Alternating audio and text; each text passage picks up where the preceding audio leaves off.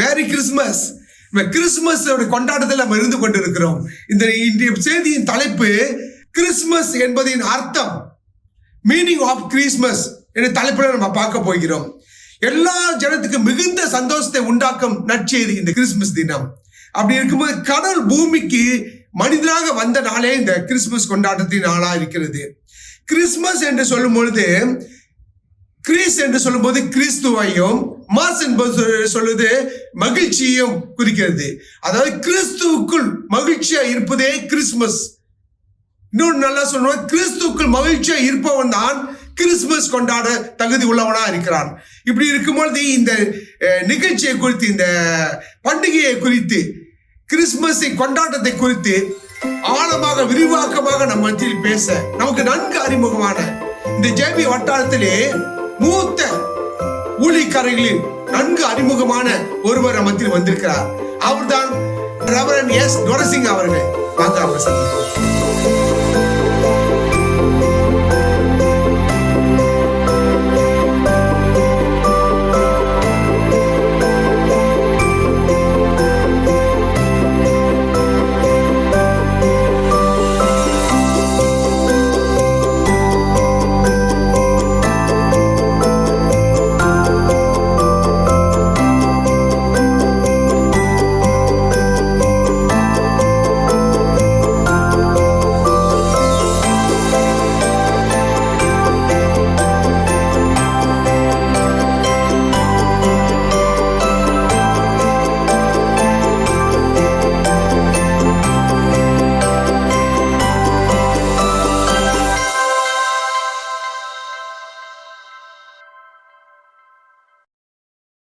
Shalom பாஸ்டரையா, மீண்டுமா உன் முகத்தை பார்க்கறது மிகுந்த சந்தோஷமா இருக்கு. ரொம்ப சந்தோஷம். Praise the Lord.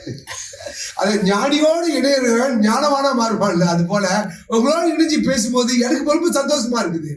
நானும் நிறைய காரியங்கள் கற்றுக்கொள்ற மாதிரி இருக்குது. உங்க நல்ல தூய தமிழ், அழகான நேர்த்தியான ஆங்கிலம், அறிவு கூர்மை, வேத ஆய்வு, இதெல்லாம் பார்க்கும்போது ரொம்ப பெருமையா இருக்குது. உங்களோட எனக்கு ஒரு நட்பு கிடைச்சது நான் ரொம்ப சந்தோஷப்படுறேன். இந்த காலகட்டத்தில் பாஸ்டர் ஐயா, கிறிஸ்துமஸ் கொண்டாட்டத்துல இருக்கிறோம், நம்ம கிறிஸ்துமஸ் சீசன்ல இருக்கிறோம். அநேகர் கிறிஸ்துமஸ் என்ன, அது அர்த்தம் என்னது அப்படின்னு தெரியாம வாழ்ந்து கொண்டு இருக்கிறார்கள். ஸோ இந்த பொழுது கொஞ்சம் விரிவாக்கமாக நம்ம அதை பத்தி பேசுவோமா? முதலாவது பார்க்கும் பொழுது, இன்றைய கிறிஸ்துமஸ் கொண்டாட்டத்துல இயேசுக்கு முதலீடு இல்லாம இருக்குது. பிறந்த நாள் நபராகிய இயேசு கிறிஸ்து அங்க இல்ல, பர்த்டே பேபி அங்க இல்ல. அதுக்கு பதில் யார் யாரோ இருக்காங்க. விசேஷமா பார்க்கும்போது சந்தா கிளாஸ் இருக்காங்க, டெக்கரேஷன் என்னமோ தான் இருக்கு. ஆனா அங்க இயேசுக்கு முதல் இடமா இல்லாம இருக்குது. அப்புறம் அடுத்தது பார்க்கும்போது சில பேரோட கேள்வி, 25ஆம் தேதி தான் கொண்டாடணுமா, வேதம் சொன்னிச்சா, இப்படி ஒரு கேள்வியும் எழுப்புகிறது. பைபிள் சொல்லி போட்டுச்சா அப்படின்னு கேட்கிறாங்க. ஒரு சிலர் என்ன சொல்றாங்கன்னாக்கா, நாங்க ஒவ்வொரு நாளும் கிறிஸ்துமஸ் கொண்டாடுவோம், எங்களுக்கு ஒவ்வொரு நாளும் கிறிஸ்துமஸ் தான், ஏன் விசேஷமா இந்த நாளைக்கு கொண்டாடணும், இப்படியும் கேள்வி கூடதான் இருக்குது. இப்படி இருக்க கிறிஸ்துமஸின் நோக்கம், அது சொல்லும் செய்தி என்னன்னு சொல்ல முடியுமா? வாழ்த்துக்கிறேன் ஐயா. இதை பார்க்கிற ஒவ்வொருவர்களையும் நான் வாழ்த்துக்கிறேன். ஏசாயா தீர்க்கதரிசி சொன்னாரு, இதோ ஒரு கன்னிகை கர்ப்பவதியாகி குமாரனை பெறுவாள், அவருக்கு இம்மானுவேல் என்று பெயரிடுவாள். இம்மானுவேல் என்பதற்கு தேவன் நம்மோடு இருக்கிறார் என்று அர்த்தம். அந்த இம்மானுவேலின் தேவன் நம்மை தேடி இந்த பூமிக்கு வந்தாரு, நம்மோடு கூட இருக்கிறாரு, இந்நாள் வரையிலும் நம்மை வழி நடத்தி இருக்கிறாரு. தொடர்ந்து நம்ம எல்லாரையும் அவர் காப்பார், அவர் நம்மை ஆசியை உதிப்பார். இந்த கிறிஸ்துமஸினுடைய செய்தி அப்படின்னு சொன்னா ஒரே வசனத்துல சொல்லலாம் ஐயா. யோவான் 3:16, தேவன் தம்முடைய ஒரே பேரான குமாரனை விசுவாசிக்கிறவன் எவனோ அவன் கெட்டு போகாமல் நித்திய ஜீவனை அடையும்படி அவரை தந்தருளி இவ்வளவாய் உலகத்தில் அன்பு கூர்ந்தார். அருமையான வசனம். இந்த ஒரே வசனம் சுவிசேஷம் எல்லாம் அதுக்குள்ள இருக்குது. கிறிஸ்துமஸின் அர்த்தம் எல்லாம் அதுக்குள்ள இருக்குது. For God so loved the world that he gave his only begotten son, that whosoever believes in him should not perish but have everlasting life. அப்போ அது ஆரம்பம் காட், தேவன் செஞ்ச ஒரு ஏற்பாடு. மனுக்குலத்தை மீட்கிறதற்கு தேவன் செய்த ஒரு ஏற்பாடு. தேவனுடைய அன்பு அதில் வெளிப்படுகிறது. அவர் நம்மை தேடி வர வேண்டியது பெரிய கிருபை. அவர் உன்னதர், நம்மை நாம உண்டாக்கினவர், ஏமாத்துறோம். நம்ம பாவிகள். ஆனா நம்மை தேடி இந்த பூமிக்கு வந்தாரே, அவருடைய அன்பை எப்படி அதை விவரிக்கிறது? அது இங்கிலீஷ்ல நான் சொல்லும் பொழுது for God so loved the world அப்படி சொல்லுவேன். அவருடைய அன்பு விவரிக்க முடியாத ஒரு அன்பு. அப்போ கிறிஸ்துமஸ் வந்து அன்பின் செய்தி. தேவன் நம்மை நேசித்து நம்மை தேடி இந்த பூமிக்கு அவர் வந்திருக்கிறார். அந்த வசனத்துல போட்டிருக்குது, கெட்டு போகாமல் shall not perish அப்படின்னா ஆத்மா அழிந்து போகக்கூடாது, நித்திய ஜீவனை அடையணும். அதற்காகத்தான் அவர் தேடி வந்தார். அப்போ கிறிஸ்துமஸினுடைய செய்தி இந்த ஒரே வசனத்துக்குள்ள அடங்கி இருக்கு. மனுஷனை ரட்சிக்க தேவன் பூமிக்கு வந்தார், மனுக்குலத்தை மீட்க தேவனே வந்தார். இப்போ பாருங்க, ஒரு மனுஷன் ஒரு கிணத்துல விழுந்துட்டான்னு வைங்களேன், நீந்த தெரியல, அங்க இருந்து அவன் கதறுகிறான். சத்தத்தை கேட்டு வெளியில ஒரு கூட்டம் வந்துச்சு. ஒரு கூட்டம் சொல்லுது, நீ கையை எப்படி அடி நீ தப்பித்துக் கொள்ளலாம். இன்னொரு கூட்டம் சொல்லுது, தலைய நிமிர்த்து வை, நீ மூழ்க மாட்ட, என்னென்னமோலாம் ஆலோசனை கொடுக்குறாங்க. இவனுக்கு நீந்த தெரியாது, அவனுக்கு ஆலோசனை சட்டத்திட்டங்கள் பிரயோஜனப்படாது. அவனுக்கு தேவையானது என்ன? ஒரு மனுஷன் தன்னுடைய உயிரை பாராம அவன் இருக்கிற இடத்துல போய் அவனை தூக்கி எடுக்கணும். கிறிஸ்துமஸ்க்கு ஆண்டவர் தேவன் அதைத்தான் செய்தார். மற்ற மார்க்கங்கள்லாம் ஆலோசனை கொடுக்கலாம், சட்டத்திட்டங்கள் கொடுக்கலாம். ஆனால் தேடி வந்து விழுது கிடந்த பாவியை தூக்கி எடுக்க தேவனே மனுஷ அவதாரம் எடுத்து வந்தார். இதை விசுவாசிக்கணும். அந்த வசனத்திலேயே அப்படிதான் போட்டுக்கிட்ட, விசுவாசிக்கிறவன் எவனோ அவன் கெட்டுப்போகாமல் நித்திய ஜீவன். அப்போ விசுவாசிக்கணும். நான் ஒரு பாவி, என்னை தேடி என் தேவன் வந்தார். இந்த பூமிக்கு அவர் வந்ததை தான் கிறிஸ்துமஸாக நம்ம கொண்டாடுறோம். அவர் வந்ததுனால எனக்கு நித்திய ஜீவன் உண்டு. அப்போ கிறிஸ்துமஸின் செய்தி, தேவன் மனித அவதாரம் எடுத்து இந்த பூமிக்கு வந்தார். இப்போ யோவான் 1வது அதிகாரத்திலையும் அப்படிதான் சொல்லப்பட்டிருக்குதுல்ல. ஆதியிலே வார்த்தை இருந்தது, அந்த வார்த்தை தேவனாய் இருந்தது, அந்த வார்த்தை தேவனிடத்தில் இருந்தது, அந்த வார்த்தை மாம்சமாகி கிருபையினாலும் சத்தியத்தினாலும் நிறைந்தவராய் நமக்குள்ளே வாசம் பண்ணினார். அப்போ ஆதியிலே உள்ள அந்த தேவன், சகலத்துக்கு முந்தினவர், சகலத்தையும் படைத்த அந்த தேவன் 2000 வருடங்களுக்கு முன்பதாக நம்மை தேடி இந்த பூமிக்கு அவர் வந்தார். மனுஷனாக அவர் பிறந்து வந்தார். அதனாலதான் நீங்க பைபிள்ல பாருங்க, அவருடைய வம்ச வரலாறுலாம் தெரியும். எந்த இடத்துல பிறந்தாரு, எந்த குடும்பத்துல, எந்த கோத்திரத்துல பிறந்தாரு, எந்த காலத்துல பிறந்தாரு, எல்லாம் அந்த பூமியில ஒரு சரித்திரம் இருக்குது. ஆமா, என்ன விசேஷம் அப்படின்னா, அவர் பூமிக்கு வருவார் என்று ஆயிரக்கணக்கான வருஷங்களுக்கு முன்பதாகவே தீர்க்க தரிசனமாகவும் வேதம் சொல்லி இருக்குது. அப்போ தீர்க்க தரிசனம் நிறைவேறுதல் கிறிஸ்துமஸ் பண்டிகையை கொண்டாடுகிறது. பழைய ஏற்பாட்டுல மேசையா வருவார், ராஜா வருவார், பாவிகளுக்காக சிலுவையிலே அடிக்கப்படுவார், அவர் என்றென்றும் அரசாளுவார், தம்முடைய ராஜ்யத்தை கொண்டு வருவார், அவர் கட்டுண்டவர்களை விடுதலையாக்குவார். மேசையா எதிர்பார்ப்பு இருந்துச்சுல, அது நிறைவேறிச்சு. 2000 வருடங்கள் தீர்க்க தரிசனத்தை நிறைவேற்றுறதா இருக்குது. ஆமா, அதைத்தான் நம்ம கிறிஸ்துமஸ் பண்டிகையாக கொண்டாடுறோம். அருமை மிக அருமையா சொன்னீங்க பாஸ்டர் ஐயா. இந்த காலகட்டத்தில் பார்க்கும் பொழுது இயேசுவின் வருகையை எதிர்நோக்கி காத்து கொண்டு இருக்கிறோம், 2ஆம் வருகையை நோக்கி காத்து கொண்டு இருக்கிறோம். இப்படி இருக்கு இந்த காலகட்டத்துல இன்னும் சில பேர்த்தோட கேள்விகள் இப்படியா இருக்கிறது. எப்படின்னாக்கா, இயேசுவை ஏன் இன்னும் குழந்தை போல நினைத்து கொண்டு இருக்கிறார்கள், அவங்க இன்னும் குழந்தையா இல்லையே, அப்ப குழந்தை பாலன் இயேசுவை என்று பாடல்கள்லாம் புதுசா உருவாக்கிட்டு வருது. சபையில குழந்தையாக எண்ணி பாடுகிறார்கள். ஆனா இயேசு உண்மையே குழந்தையா இல்லையே, இப்பொழுது அவர் வந்து வரப்போகிறவரால இருக்கிறாரு. அப்படி இருக்கும்போது மற்றுமாக இன்னும் கிறிஸ்துமஸ் தாத்தா என்று சொல்ல ஒரு நபரை இருக்கிறார்கள். அவங்க என்ன சொன்னாங்க, ஒரு சகோதரர் இப்படியே சொன்னாரு, ஆதாமா பார்க்கணும் ஆதி ஆமங்கலத்துல பார்க்கலாம், அது அப்படியே பார்த்தோமாக்க தாவீதை பார்க்கணுமாக்க சாமுவேல் புத்தகத்துல பார்க்கலாம், அப்படின்னா இது இயேசுவை பார்க்கணும்னாக்க புதிய ஏற்பாட்டுல பார்க்கலாம், அங்கிட்டு அப்போஸ்தலர்களை பார்க்கலாம், பவுலை பார்க்கணும் அப்போஸ்தலர் நடபடியில பார்க்கலாம். கிறிஸ்துமஸ் தாத்தாவை எந்த புத்தகத்துல பார்க்கறது? அப்ப அவர் என்ன கேட்டாக்க, புத்தகத்துல இல்லாத ஒரு நபரை முக்கியத்துவம் வச்சு செய்யறாங்களே அப்படின்னு.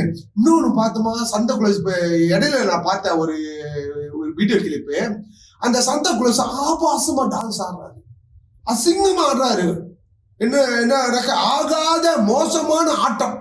அந்த பேர் அதுக்கு நான் வந்து வச்சிருக்க பேர் ஆகாத மோசமான ஆட்டம், கூத்தாட்டம் அப்படி ஆடுறாரு. அப்ப இதை பார்க்கும்போது புறஜாதிகள் கிறிஸ்து நாமம் மகிமைப்படாத தூசிக்குள்ள படம் இப்படியாக அந்த சந்த குலத்தை வச்சு ஆண்டு அந்த நல்ல நாளை ஒரு அசிங்கமா ஆக்கின மாதிரி தோணுது.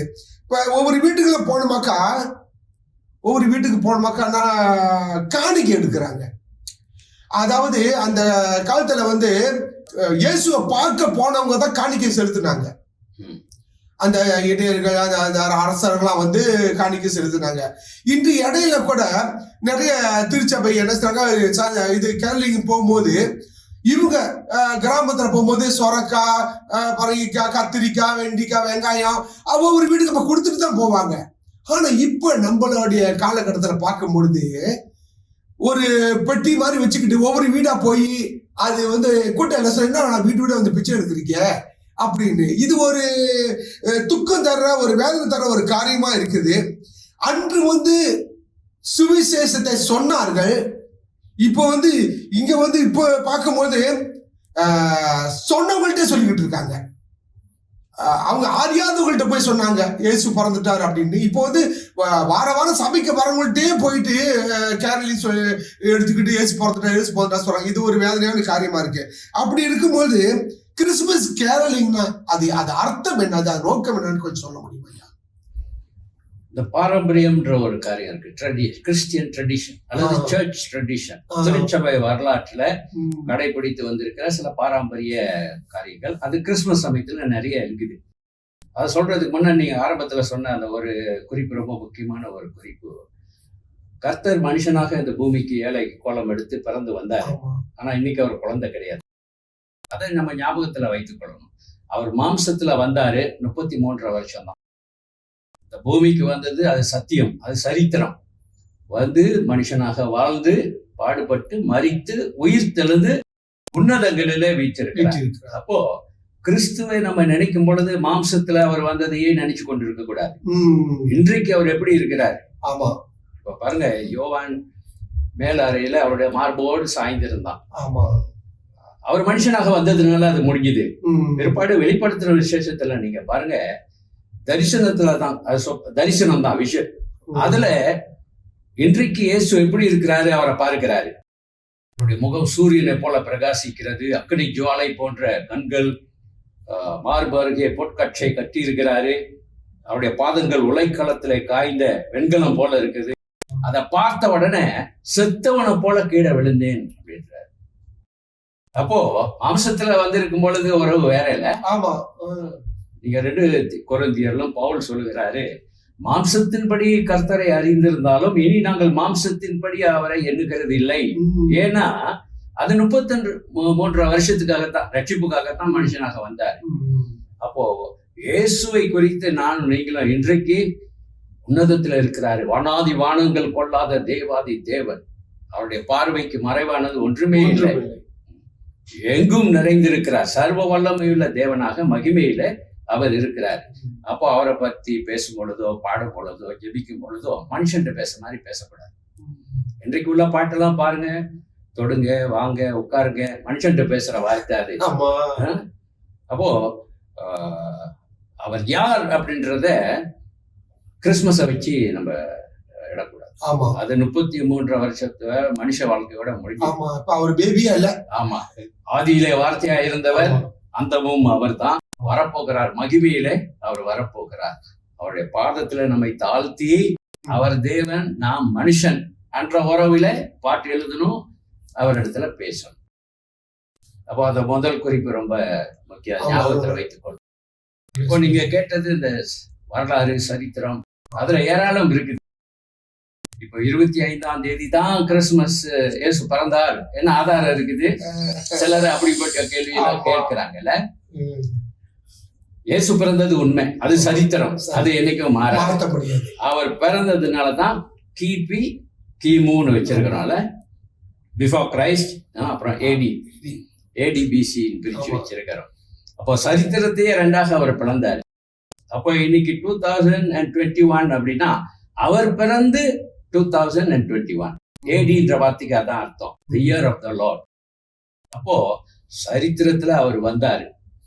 25ஆம் தேதி வந்தாரோ என்னமோ நமக்கு எப்பயோ ஒரு நாள் பிறந்தாரு, பூமிக்கு வந்தாரு.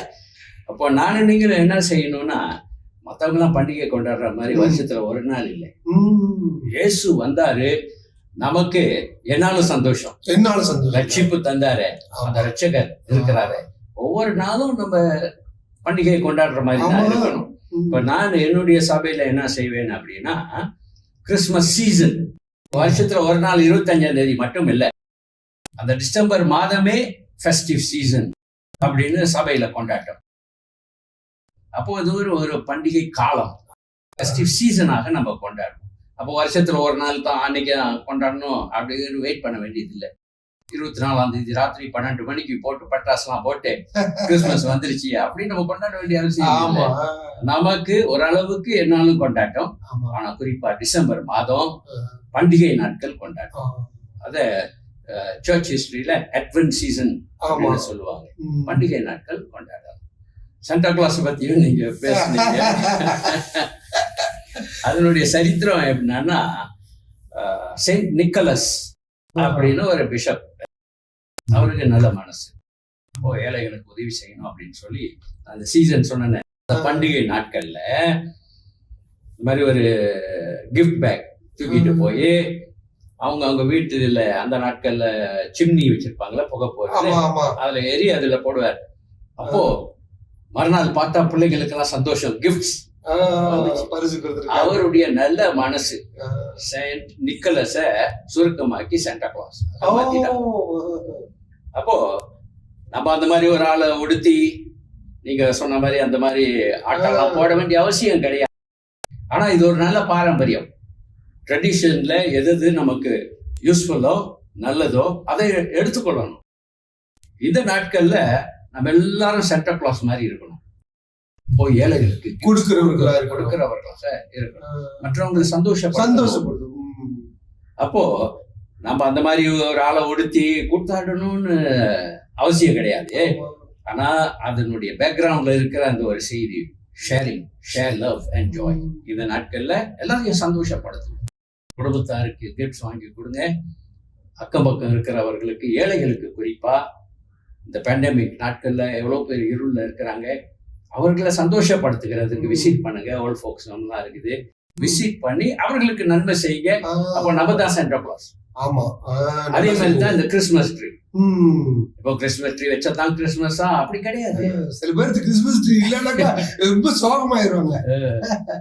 ஆனா அதுலயும் ஒரு ஒரு பாரம்பரியம் இருக்குது இல்ல, ஒரு அலங்காரம் தானே, ஒரு அலங்காரம், ஒரு சந்தோஷத்தை வெளிப்படுத்துகிற சந்தோஷத்தை உள்ளத்திலே வச்சுட்டு இருந்தா முடியாது, அதை எக்ஸ்பிரஸ் பண்ணணும். ஏன்னா வசனம் சொல்லப்படுது, லூக்கால சொல்லப்படுதுல, இயேசு பிறந்த செய்தி உலகத்துக்கும் மிகுந்த சந்தோஷம் உண்டாகும் செய்தின்னு சொல்லப்படுது. ஆமா, கரெக்ட். அப்போ வீட்டை அலங்கரிக்கிறோம், கிறிஸ்துமஸ் ட்ரீ வைக்கிறோம், ஷாப்பிங் போறோம், பிள்ளைகளுக்கு நல்ல புது ஆடை எல்லாம் வாங்கி கொடுக்கிறோம், பலகாரம் எல்லாம் செய்யறோம். இதெல்லாம் அந்த பண்டிகை நாட்களுக்குரிய ஒரு சந்தோஷம் வெளிப்படுத்து. அதை செய்யணும். சாதாரண சராசரி மனிதனுடைய பர்த்டே வருஷத்துக்கு ஒரு மாதிரி கொண்டாடும் போது நமக்கு ஒரு மீட்பர் பிறந்தாரு, மீட்பருடைய பிறந்த கொண்டாடுற தப்பு இல்லையா? நிச்சயமா நம்ம கொண்டாடணும். அப்போ இதெல்லாம் திருச்சபை வரலாற்றுல வந்த நல்ல பாரம்பரிய. அப்போ நம்ம அவங்க கொண்டாடுற மாதிரி கொண்டாடணும்னு அவசியம் கிடையாது. ஆனா அதன் அடிப்படையில இருக்கிற அந்த அர்த்தத்தை நினைவு கூர்ந்து நம்ம கொண்டாடுவோமே என்றால் நல்லது. இப்போ கேரல் சிங்கிங், கேரல் பாட்டு, இது திருச்சபை வரலாற்று பாருங்க, ஏராளமான கேரல் பாட்டு. அந்த நாட்கள்ல அந்த கிறிஸ்துமஸ் ஸ்பிரிட் உண்டு பண்ண, சந்தோஷத்தை கொண்டு வர சில பாட்டு, அந்த சத்தியத்தை இப்ப நான் ஆரம்பத்துல சொன்னேன், இயேசு பிறந்த சத்தியத்தை பாட்டுல சொல்லுகிறது கேரல் சாங்ஸ்ல இருக்குது. அப்போ இந்த நாட்கள்ல இந்த திருச்சபை வரலாற்றுல இருந்து நாம பெற்றுக்கொள்ளுகிற இதுல கேரல்ஸும் நம்ம ரொம்ப நாட்கள் செய்துட்டு வந்தோம். இப்போ சூழ்நிலை செய்ய முடியாம இருக்கு. ஆனாலும் வீடுகள்ல பாடணும், சபையில பாடணும், வீடுகள்ல அந்த பாட்டு சத்தம் தொனிக்கணும்.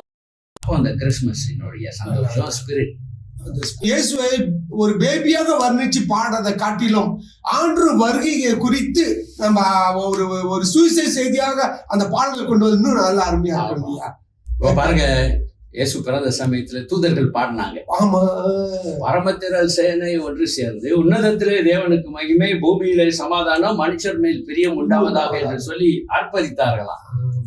அதனாலதான் இந்த பண்டிகை நாட்டுல நிறைய பாடணும். ஆனா அர்த்தம் உள்ள பாட்டா பாடணும். அர்த்தம் உள்ள பாட்டு. நீங்க சொன்ன மாதிரி இயேசு இன்னைக்கு உன்னத, அதை மறந்துடக்கூடாது. ஆமா, இன்னும் குழந்தையா வச்சுட்டு தாலாட்டு பாடிட்டு இருக்க வேண்டாம். ஒரு பாட்டுக்கிட்ட ஆறாரோ ஆறோ ஆறினாரோ, இதெல்லாம் இன்ன வரைக்கும் அவங்களுடைய வளர்ச்சி இல்லாம தான் இருக்குது ஆவிக்குரிய ரீதியில. தேவன் இப்போது வரப்போகிறார், எடுத்துக்கொள்ளப்பட ஆயத்தமா இருக்க வேண்டும் அப்படின்றது உபதேசமா சொன்னா பாடல் வழியாக இன்னும் நல்லா அருமையா இருக்க முடியாது. ஆசிரியா, இயேசு கிறிஸ்து இந்த பூமிக்கு வந்து அவருடைய தூய அன்பை மனுமக்களுக்கு வெளிப்படுத்தி காட்டினார். அவர் தியாகத்தை வெளிப்படுத்தி காட்டினார். பூமிக்கு வந்து மனிதர் பாவங்களை ரட்சித்து தன் உயிரே சிலுவையிலே பணயம் வைத்து நம்மளுக்கு ஒரு மீட்பை சம்பாதித்து கொடுத்தார். பாவக்கரையிலிருந்து மீட்கப்பட்ட அந்த இயேசு கிறிஸ்து நம்மோடு கூட இருக்கிறார். அந்த இயேசு கிறிஸ்துவின் சுவிசேஷத்தை சொல்ல நம்ம கடனாளிகளா இருக்கிறோம். இப்படி இருக்க கிறிஸ்துமஸ் வரலாற்றில் இந்த பாரம்பரியம் என்ன சொல்லுகிறது என்று சொல்ல முடியுமா? அதாவது இப்ப இயேசு இந்த பூமிக்கு மனுஷனாக அவர் வந்தார். எப்படி இந்த பாவ உலகத்துல பரிசுத்தமாய் வாழ வேண்டும் அவர் தான் நமக்கு எடுத்துக்காட்டு. ஆமா, இந்த தீய உலகத்துல, பொல்லாத உலகத்துல எப்படி அன்புள்ளவர்களாய் வாழ வேண்டும் இயேசு தான் நமக்கு எடுத்துக்காட்டு. எந்த மனுஷனையும் நம்ம முன்வைக்க வேண்டாம். இப்போ சுவிசேஷ புஸ்தகம் இருக்குது, எப்படி வாழ்ந்தார் நமக்கு சரித்திரம் இருக்கிறது. அவர் வாழ்ந்தது போல நானும் நீங்களும் வாழணும். ஃபாலோவர்ஸ், அவரை பின்பற்றுகிறவர்கள்னா அவருடைய அடிச்சுவடுகளை நானும் நீங்களும் பின்பற்றணும். சீஷர்கள் நானும் நீங்களும்னா குருவை போல நம்ம இருக்கணும். அப்போ இந்த உலகத்துல நானும் நீங்களும் எப்படி வாழ வேண்டும் இந்த பூமிக்கு வந்து வாழ்ந்து காட்டியிருக்கிறார். இப்போ அப்போஸ்தலருடைய நடபடிகள்ல 10வது அதிகாரத்துல வேதம் சொல்லுகிறது, நன்மை செய்கிறவராய் சுற்றி திரிந்தார். அப்போ அன்புக்கு எடுத்துக்காட்டு அவர் தான், தியாகத்துக்கு எடுத்துக்காட்டு அவர் தான். எப்படி இந்த பூமியில் அவர் வாழ்ந்தாரு, தனக்காக வாழல, பிறருக்காக வாழ்ந்தாரு. நமக்காக வந்து ரத்தம் சிந்தி மரித்து தியாகத்தோடு மரித்தார்ல. அப்போ பூமியில நானும் நீங்களும் வாழும் பொழுதும் அவரை நம்ம எடுத்துக்காட்டாக அவரை முன் உதாரணம். மார்க் 10:45 மனுஷகுமாரன் ஊழியம் கொள்ளும்படி அல்ல, ஊழியம் செய்யவும் அநேகருக்காக தம்முடைய ஜீவனை கொடுக்கவும் வந்தார். அப்ப எதற்காக வந்தாரு? பிறருக்காக வந்தாரு. இங்கிலீஷில் சொல்லுவாங்க born to die, மரிப்பதற்காகவே அவர் பிறந்தார். அப்போ நமக்கு எடுத்துக்காட்டு அவர் தான். நீங்க சொன்ன மாதிரி இந்த பூமியில நானும் நீங்களும் அவரை முன் வைத்து அவருடைய அடிச்சுவடுகளை பின்பற்றுகிறது தான் கிறிஸ்துவ வாழ்க்கை. நல்லா அருமையா சொன்னீங்க. அந்த வார்த்தை இன்னொரு வார்த்தைக்கு வந்து சொல்லுறீங்களா? நல்ல வார்த்தை அது. மரிப்பதற்காகவே அவர் பிறந்தார். ஆமா, ஏன்னா உயிர் கொடுக்க வந்தாரு. அந்த யோவான் 3:16 he gave அப்படின்னா ஒப்பு கொடுத்தார். உயிரை சிலுவையில நமக்காக கொடுக்கும்படி அவர் வந்தார். அப்ப கடவுளை யாரும் கொல்ல முடியாது. ஆமா, இவருக்கு அவர் வந்ததுனால இன்னைக்கு நமக்கு மீட்பு, ரட்சிப்பு, நித்திய ஜீவன் இருக்குது.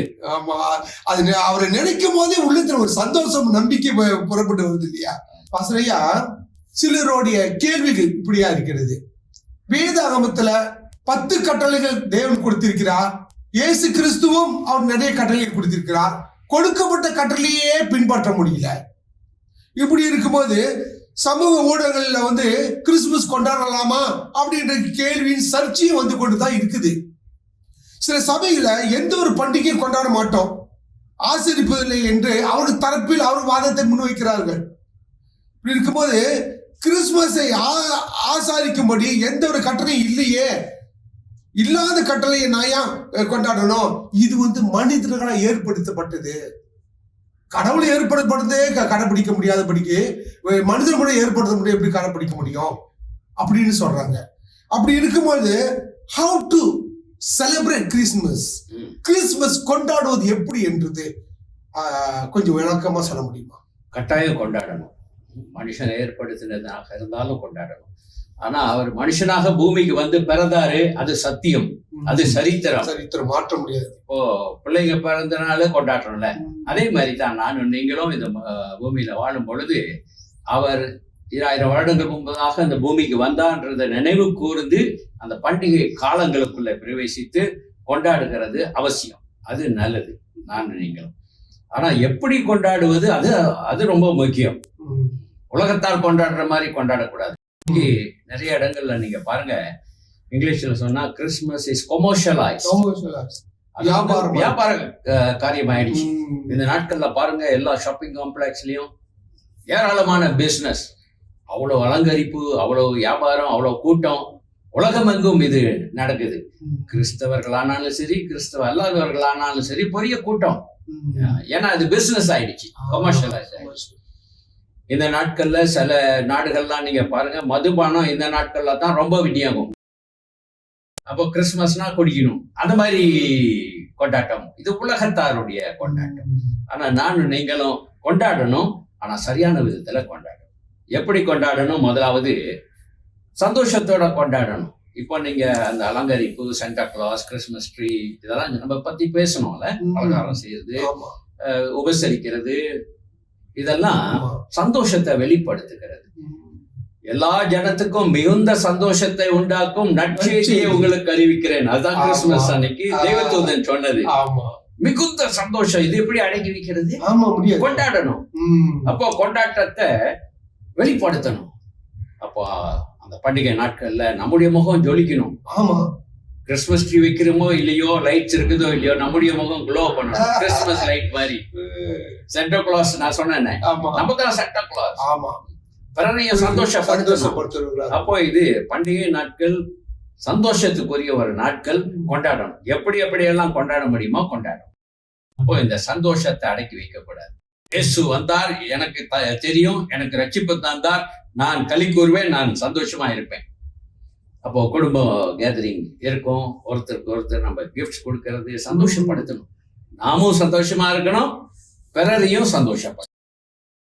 அப்போ சந்தோஷத்தோட கொண்டாடணும். ரெண்டாவது, இந்த நாட்கள்ல ஆராதனை ரொம்ப முக்கியம்.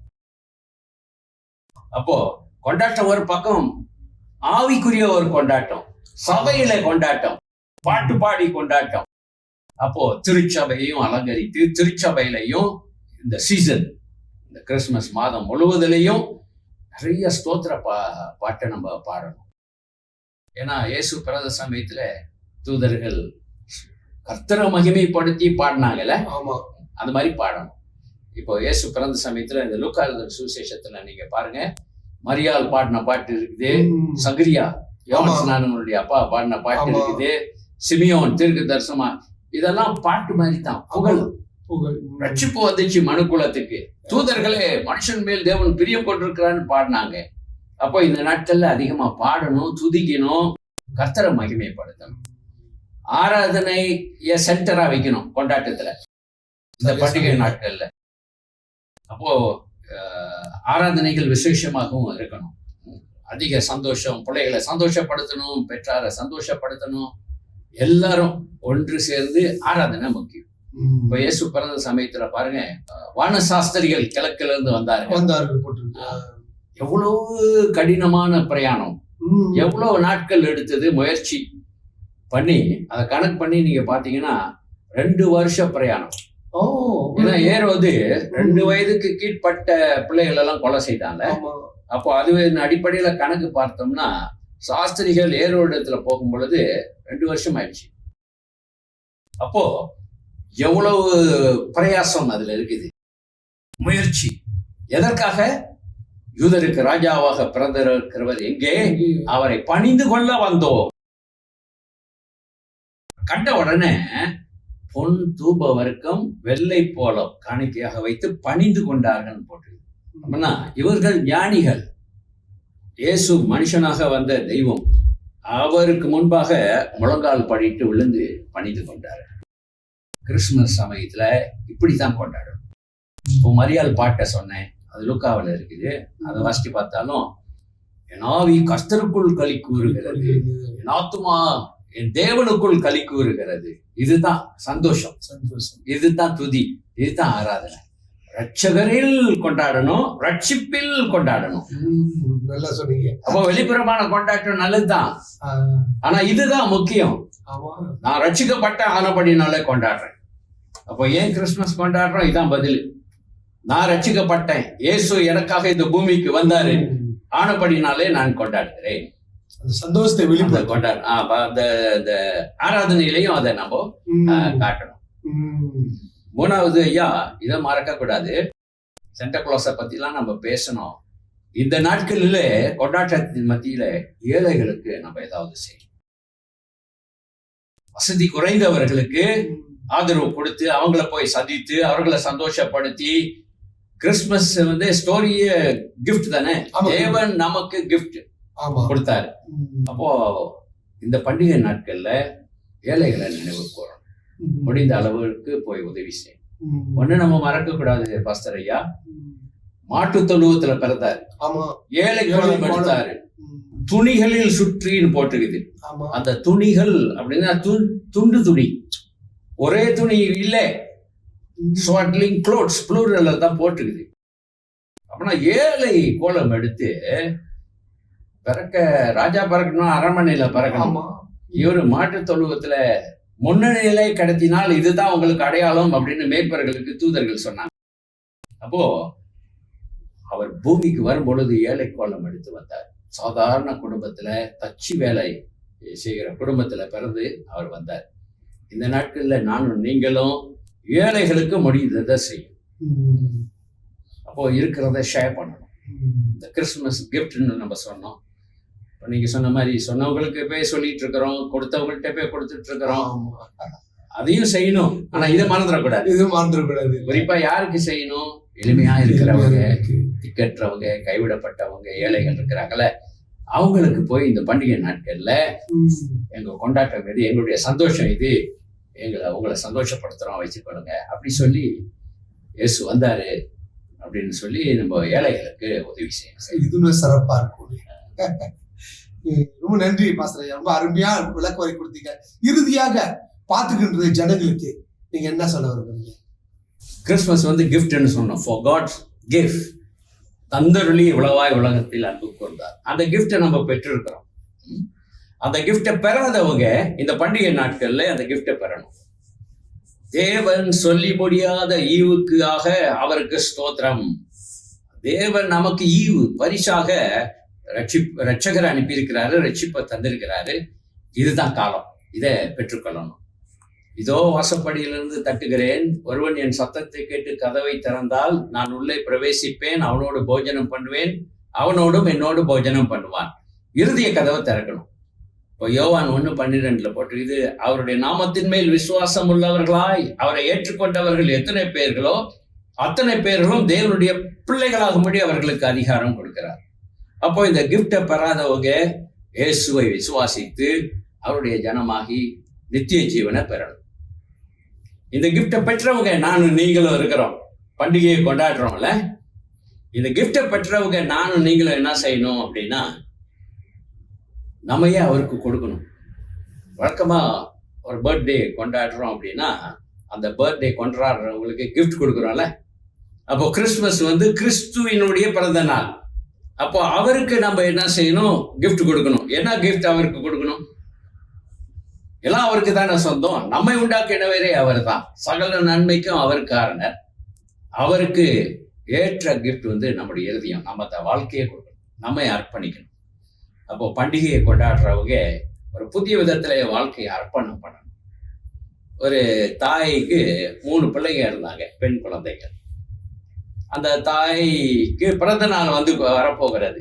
அப்போ அந்த பிள்ளைகள்லாம் தீர்மானிச்சாங்க, அம்மாவுக்கு பிறந்த நாள் வரப்போகுது, நம்ம கிஃப்ட் கொடுக்கணும். அப்போ மூத்த பிள்ளை என்ன பண்ணிச்சு, அவங்களுக்கு கொடுக்குற பாக்கெட் மணியில கொஞ்சம் கொஞ்சமாக சேர்த்து வைத்து ஒரு கிஃப்ட் வாங்கி அம்மாவிடத்துல போய், அம்மா ஹாப்பி பர்த்டே அப்படின்னு கிஃப்ட் கொடுத்தாங்க. தாய்க்கு ரொம்ப சந்தோஷம். அதே மாதிரி 2வது பிள்ளையும் கொஞ்சம் சேகரிச்சு ஒரு பரிசு வாங்கி ஹாப்பி பர்த்டே மாமி அப்படின்னு சொல்லி கொடுத்தாங்க. தாய்க்கு ரொம்ப சந்தோஷம். ஆனா அந்த கடைப்பிள்ளை 3வது பிள்ளை கொஞ்சம் கவனக்குறைவா இருந்து மறந்துடுச்சு. காசு சேர்த்து வைக்கவும் கிஃப்ட் வாங்கவும் மறந்துடுச்சு.